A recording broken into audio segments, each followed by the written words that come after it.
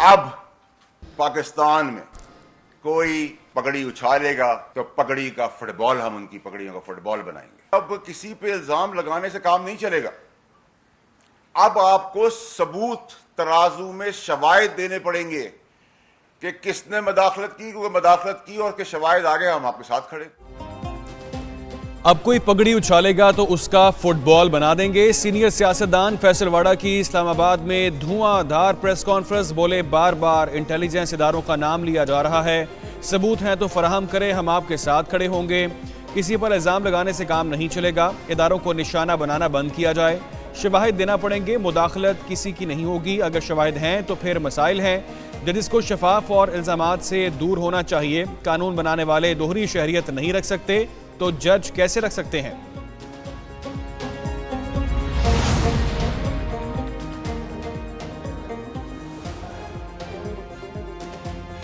वज़ीर आला और गवर्नर केपी की जंग बयानबाजी से आगे निकल गई। फैसल करीम कुंडी के लिए खैबर पख्तूनख्वा हाउस इस्लामाबाद में मुख्तलिफ ब्लॉक खत्म, इनेक्सी इस्तेमाल नहीं कर सकेंगे। वज़ीर आला अली अमीन गंडापुर ने मुतल्लिका स्टाफ को आगाह कर दिया। सूबाई हुकूमत की जानिब से मजीद सख्त फैसले किए जाने का भी इम्कान है। गवर्नर के पास मौजूद गाड़ियाँ और प्रॉपर्टी भी सूबाई हुकूमत की मिल्कियत। इख्तलाफात बरकरार रहे तो मजीद सख्त फैसले भी किए जा सकते हैं। आज अल्लाह ताला ने हमें मौका दिया कि हम सूबे की खिदमत कर सकें, तो मैं किसी लफ्ज़ी जंग में, किसी सियासी जंग में नहीं पड़ूंगा। कोई किसी पर पाबंदी नहीं लगा सकता। आर्टिकल 121 और 122 में सबके इख्तियारात वाज़ेह हैं। गवर्नर का वज़ीर आला खैबर पख्तूनख्वा को जवाब। फैसल करीम कुंडी ने मीडिया से गुफ्तगू में वो कहा कि गवर्नर हाउस से कभी कोई साजिश नहीं होगी, सियासी जंग में कभी नहीं पड़ूंगा, सूबे का मुकदमा विफाक के साथ लड़ूंगा। वज़ीर आला खैबर पख्तूनख्वा को गवर्नर हाउस आने की दावत दी है। अगर गवर्नर हाउस नहीं आना तो मुझे वज़ीर आला हाउस बुला लें। अवाम को मुतासर करने की बजाय सूबे के लिए काम करने की ज़रूरत है।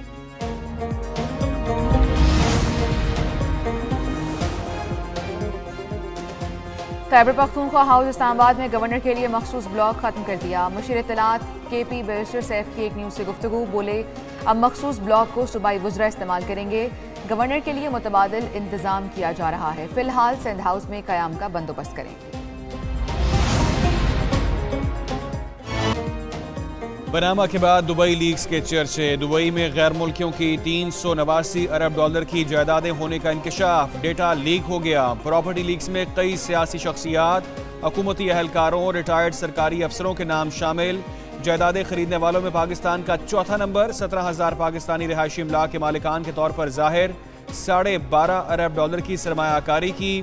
Dubai Marina, Emirates Hills, Business Bay, Palm Jumeirah और बर्शा में जायदादों के मालिक हैं।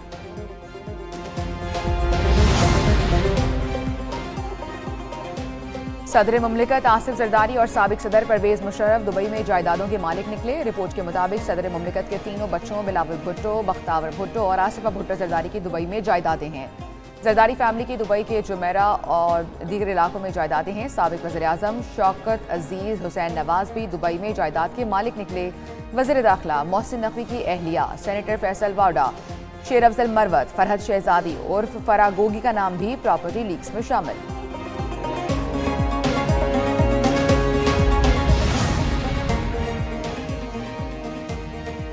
बिलावल भुट्टो और आसिफा भुट्टो के मुल्की और गैर मुल्की तमाम असासाजात डिक्लेयर्ड हैं। असासों की तफसीलात इलेक्शन कमीशन और FBR की वेबसाइट पर मौजूद हैं। बिलावल भुट्टो के तर्जुमान की वजाहत वज़ीर दाखिला मोहसिन नकवी भी सामने आ गए। बोले, दुबई में अहलिया के नाम पर खरीदी प्रॉपर्टी टैक्स रिटर्न में जाहिर की। PTI रहनुमा शेर अफजल मरवत ने कहा, दुबई में एक अपार्टमेंट का मालिक हूँ। FBR और इलेक्शन कमीशन में डिक्लेयर किया, तस्दीक FBR से भी की जा सकती है।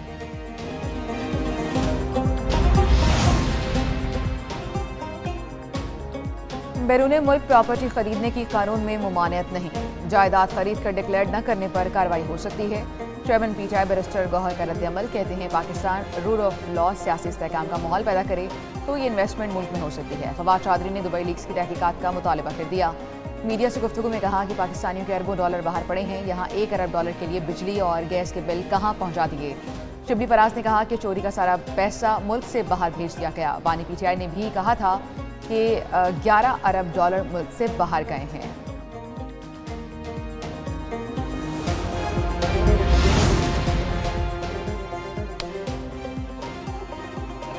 दुबई प्रॉपर्टी लीक्स ने सबका कच्चा चट्टा खोल दिया। अमीर जमात इस्लामी हाफिज नईम रहमान कहते हैं, क्या सियासतदान ब्यूरोक्रेट्स कौम को बताएंगे दौलत कहां से आई और किस तरह बाहर भेजी?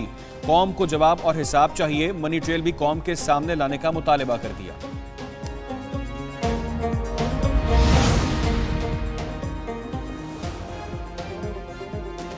वही कहानी, वही किरदार, वही नाम, नई बात क्या है? वज़ीर दिफा ख्वाजा आसिफ ने दुबई लीक्स को 2 नंबर फिल्म करार दे दिया। सोशल मीडिया पर बयान में कहा, पनामा लीक्स का किया हुआ जो प्रॉपर्टी लीक्स का रौला पड़ गया। वारदात क्या हुई, कोई बताए? ये पुरानी डब्बा फिल्म का चर्चा है। लगता है ये फिल्म सिर्फ असल वारदातियों से तवज्जो हटाने का मंसूबा है। यही वारदात ये कर रहे हैं। कब कितनी गंदुम दरामद की, कितना पैसा खर्च हुआ? विफाकी हुकूमत ने तहरीरी जवाब कौमी असम्बली में जमा करा दिया। वज़ारत तजारत की दस्तावेज के मुताबिक TCP गंदुम की दरामद और स्टोरेज का जिम्मेदार करार। तहरीरी जवाब में कहा, ट्रेडिंग कॉरपोरेशन ऑफ पाकिस्तान ने 3 साल में गंदुम दरामद की। गंदुम इक्तिसादी राब्ता कमेटी और विफाकी काबीना की हिदायत पर दरामद की गई। गंदुम की प्रोसेसिंग और तकसीम वजारत ग़ज़ाई तहफ़्फ़ुज़ और पास्को करते हैं। आलमी मालियाती इदारे से नए कर्ज प्रोग्राम का हसूल। IMF और वजारत ख़जाना के दरमियान मुज़ाकरात जारी। पाकिस्तान का तय अहदाफ पूरे करने में मुश्किलात का सामना। मेहमान वफ्द का सरकारी इदारों के बढ़ते नुकसानात पर तशवीश का इजहार। सरकारी इदारों की निजकारी के लिए इक़दामात की हिदायत कर दी। नुकसानात की ताज़ा रिपोर्ट भी तलब। पावर सेक्टर का गर्दिशी कर्जा भी बढ़ गया। 150 अरब रुपये का इजाफा। रवा माली साल के अख्ताम पर 2500 अरब रुपये तक पहुँचने का खदशा।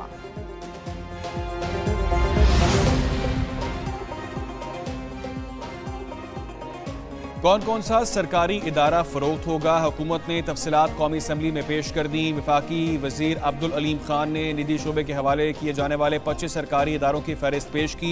इदारों में PIA, Roosevelt hotel, Pakistan re insurance company, state life insurance corporation शामिल, Sindh engineering limited, Pakistan engineering company, Balloki power plant, Haveli Bahadur power plant, Guddu power plant, Nandipur power plant भी बेचने का प्लान। बिजली की तकसीम कार कंपनियां भी शामिल हैं। पाकिस्तान स्टॉक मार्केट में तारीख रकम नया रिकॉर्ड बन गया। इंडेक्स पहली बार 75,000 पॉइंट्स की सतह उबूर कर गया। कारोबार के दौरान 100 इंडेक्स में 500 से ज़ायद पॉइंट्स का इजाफा हुआ। मार्केट 75,063 पॉइंट्स पर ट्रेड हो रही है। उधर इंटरबैंक में डॉलर की कीमत में उतार चढ़ाव जारी।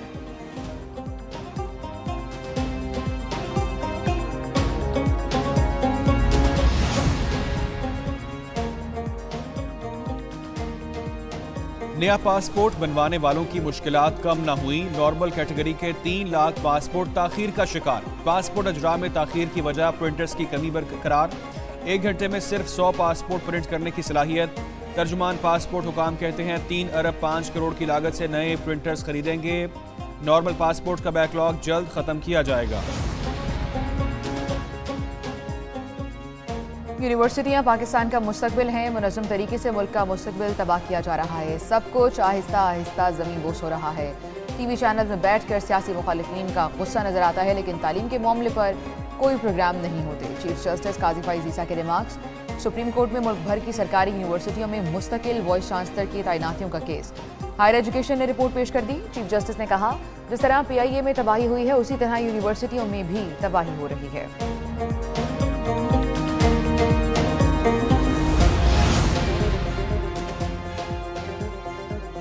पंजाब असम्बली में हद तक इज्जत का नया बिल लाया जा रहा है। कानून सोशल मीडिया पर भी लागू होगा। वज़ीर इत्तलात पंजाब ने खबरदार कर दिया।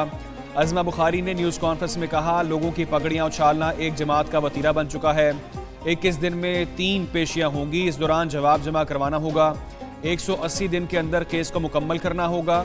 नया कानून एपलेट ट्रिब्यूनल जजेस ओपन कोर्ट में सुनेंगे।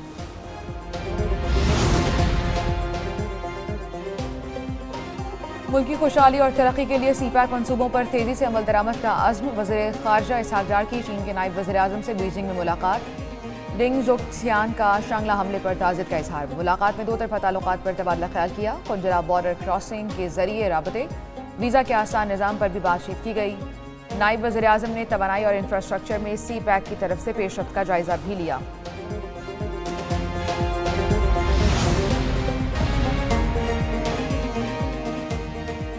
पीटीआई का कराची में अमन के लिए रेंजर्स को इजाफी इख्तियारात देने का मुतालबा। खुर्रम शेर जमान कहते हैं सिंध हुकूमत अवाम को तहफ़्फ़ुज़ देने में नाकाम होगी।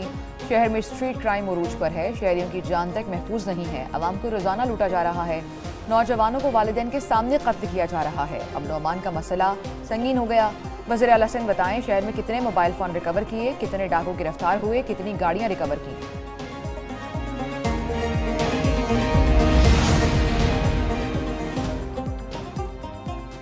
कराची चलता है तो पाकिस्तान पलता है। कराची पाकिस्तान का रेवेन्यू इंजन है। MQM पाकिस्तान के रहनुमा मुस्तफा कमाल का कौमी असम्बली में खिताब, बोले दुनिया चांद पर जा रही है और कराची में बच्चे गटर में गिरकर मर रहे हैं। कराची वालों को साफ पानी भी ना मिलने का शिकवा किया।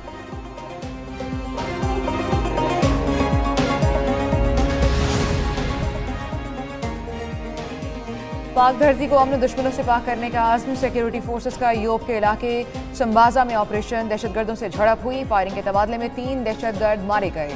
बहादुरी से लड़ते हुए मेजर बाबर खान शहीद। 33 साल शहीद मेजर का ताल्लुक जिला मियावाली से है। ISPR के मुताबिक शहीद मेजर बाबर न्याजी की नमाज जनाजा योब कैंट में अदा कर दी गई। आबाई शहर में फौजी एजाज के साथ सपुर्द खाक किया जाएगा।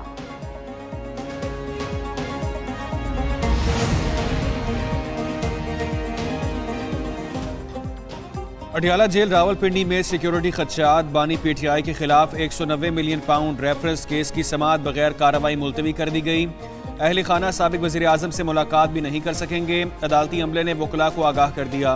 एहतसाब अदालत इस्लामाबाद के जज नासिर जावेद राना ने आज अडियाला जेल में समाअत करना थी। उधर इंसदाद दहशतगर्दी अदालत ने सानहा 9 मई के मुकदमात में शिबली फराज, राजा बिशारत, जरताज गुल, जैन कुरैशी समेत 25 मुल्जिमान की जमानतें कन्फर्म कर दी। 30 जून से पहले सियासत में बहुत बड़ा जूडो कराटे और बैंकॉक के शोले और बगदाद की रातें होनी है। और कौम जो है, कौम ने वही करना है जो कश्मीर में। शेख रशीद का 30 जून से सियासत में बड़ी तब्दीली आने का दावा। सानहा 9 मई पर जुडिशल कमीशन बनाने का मुतालबा कर दिया। अदालती पेशी पर मीडिया से गुफ्तगू में बोले, हम मुकदमात का सामना करके थक गए, बेहतर है अब सजाएं दें और जान छुड़ाएं। हुकूमत का इंजन धुआं दे रहा है, मुल्क में इंसाफ का मजाक बनाया जा रहा है, इंसाफ का पोस्टमार्टम किया जा रहा है, लोगों को अदलिया से इंसाफ की उम्मीद है।